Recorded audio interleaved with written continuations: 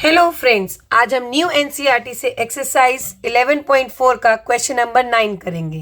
Question number 9, 27 solid iron spheres each of radius r and surface area s are melted to form a sphere with surface area s dash. इसमें क्या बोला है, आपके पास ये छोटे छोटे 27 आयरन स्फीयर्स हैं और हर एक का रेडियस है r। अब इनको मेल्ट कर दिया गया और एक बड़ा स्फीयर बनाया गया जिसका रेडियस आपको पूछा है। ठीक है, इसको डिनोट किया है आर डैश से और इसका सरफेस एरिया है एस डैश, इसका सरफेस एरिया है एस। तो इस क्वेश्चन में क्या है, ऐसे 27 स्फीयर्स को इकट्ठा किया, उनको मेल्ट किया और एक बड़ा स्फीयर बना लिया, गोला बना लिया, स्फीयर बना लिया जिसका रेडियस हमने आर डैश बोला है और इसका सरफेस एरिया एस डैश है। तो आपको फर्स्ट पार्ट में इस radius R dash of the new sphere, जो नया स्फीयर बना, उसका रेडियस निकालने के लिए बोला है और सेकंड पार्ट में ratio of S and S dash, इसका सरफेस एरिया जो छोटे वाला था अपॉन इसका जो बड़े वाला था उसका सरफेस एरिया की रेशियो निकालनी है। तो सबसे पहले हम फर्स्ट पार्ट पे काम करते हैं। जो फर्स्ट पार्ट है उसमें रेडियस आर डैश निकालने के लिए बोला है, तो इन दोनों का जो वॉल्यूम है वो सेम हो जाएगा 27 स्फीयर्स का वॉल्यूम, क्योंकि उन्हीं को मेल्ट करके बनाया गया है।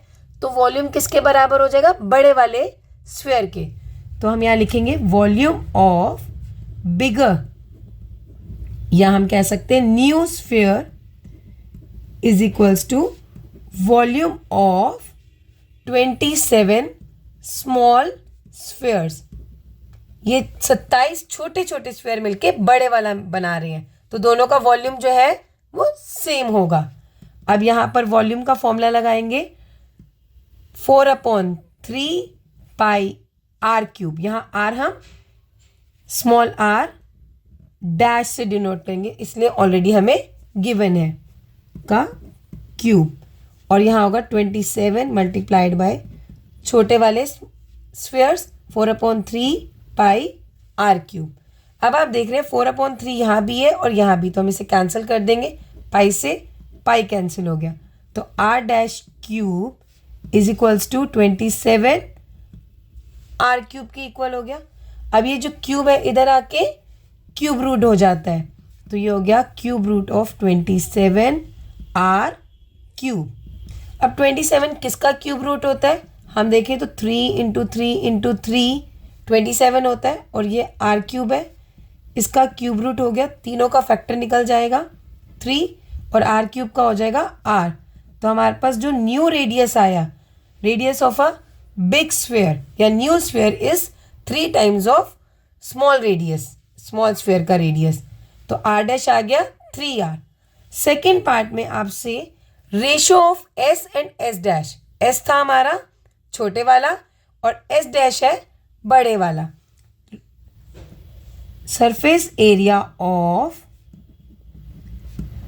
Small sphere upon surface area of big, या हम कह सकते हैं न्यू स्फीयर। अब यहाँ पे हम इनकी वैल्यूज पुट कर देंगे। पहले फॉर्मूला लगाते हैं 4 पाई, स्मॉल वाले स्फीयर को हमने आर से करा था आर स्क्वायर और बिग वाले को हमने आर डैश से डिनोट किया, तो ये आर डैश का स्क्वायर। 4 पाई से 4 पाई कैंसिल हो गया, आर की वैल्यू तो आर ही है और आर डैश की वैल्यू हमने अभी फर्स्ट पार्ट से निकाली, वो है 3r। तो आर डैश की जगह हम लिखेंगे 3r का स्क्वायर। अब इसे खोल लेते हैं, 3r का स्क्वायर मतलब 3r × 3r, तो ये हो गया 9r स्क्वायर। आर स्क्वायर से आर स्क्वायर कैंसिल हो गया, ये हमारे पास हुआ 1/9। रेशियो में बोला तो हम इसे 1:9। ये हुआ हमारा सेकेंड पार्ट का answer. Surface area of small sphere ratio में surface area of big square.